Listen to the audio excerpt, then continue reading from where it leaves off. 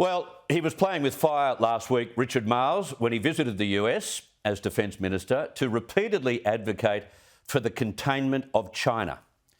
Well, China has now ripped into the Defence Minister, accusing him of acting like his predecessor, Peter Dutton.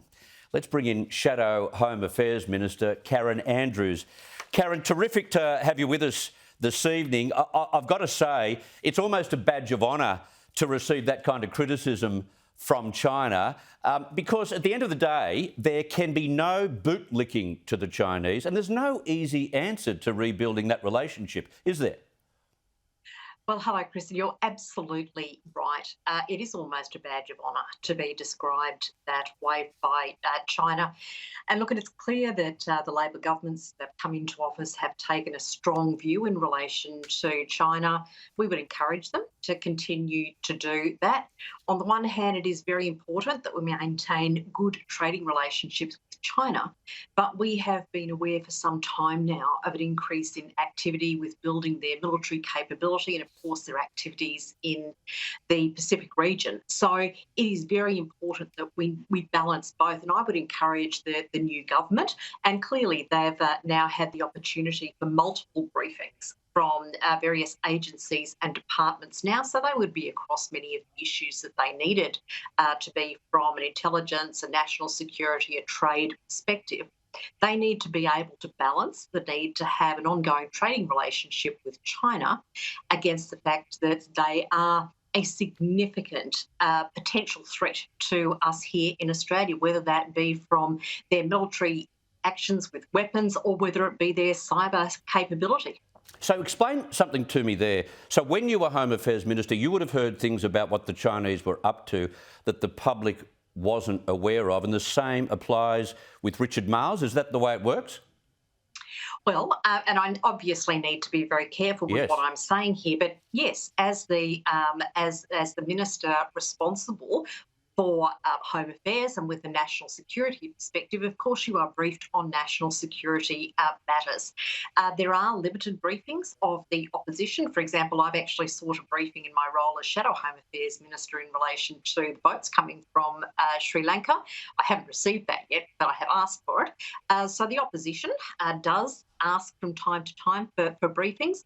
I'm not familiar with exactly the level of detail that Labor would have had when they were in opposition, but they've now been in government for the best part of a couple of months. They would have had briefings from their departments. They would have had briefings from various agencies. So they would be right across all of the issues now, as you would expect them to be. And I think it's good that they're maintaining their strong position.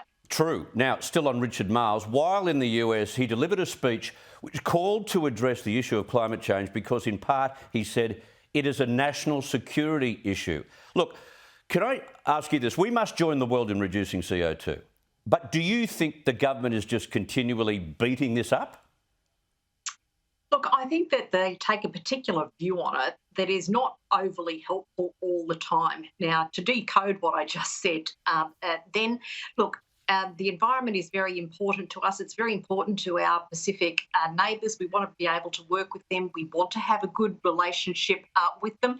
I think it is a stretch to say that climate change is a national security issue. Lots of things go towards maintaining national security here in Australia. Our relationship with the Pacific is important. If climate change is important to the Pacific, then we should be working with our neighbours. But to say that climate change is a national security risk or issue, I think is a big stretch. Yeah, I agree. Voters have not turned on the Liberals.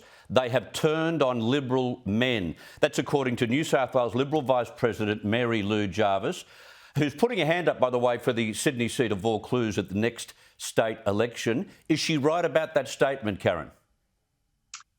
Look, I don't know that I agree with her that they turned on men, but I think it's hard to say that the women did not do well in the election because they clearly had very good results. And I think in the article, reference was made to Melissa McIntosh in Western Sydney. Now, she received a positive swing towards her.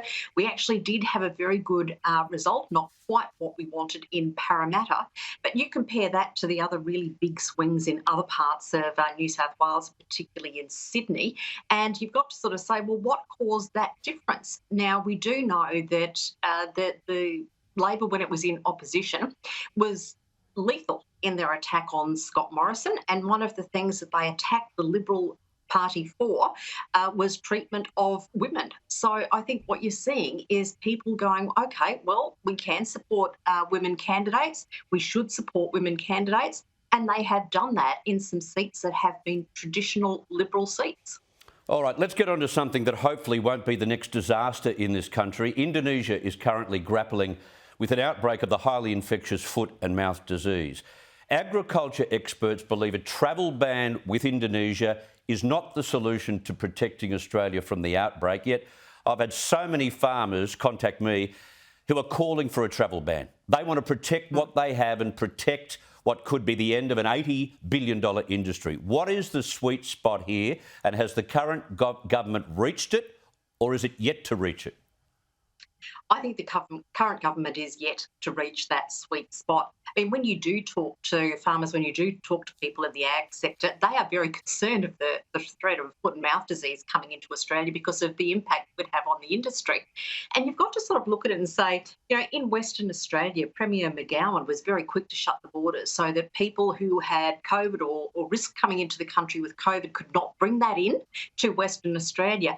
But he is not applying the same rationale to foot and mouth disease. Now, why is that? Why is it fundamentally different? Why is it okay to risk foot and mouth disease coming into the country by keeping the Western Australian borders open when such a hard line response was taken to COVID?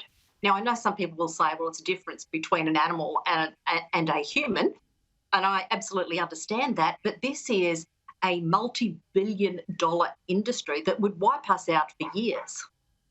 Yeah, if you've got the tools, why not use them? I know what you're saying. Exactly. Yeah, Karen Andrews, thank you for your frankness and thank you for your time tonight. Pleasure. Take care.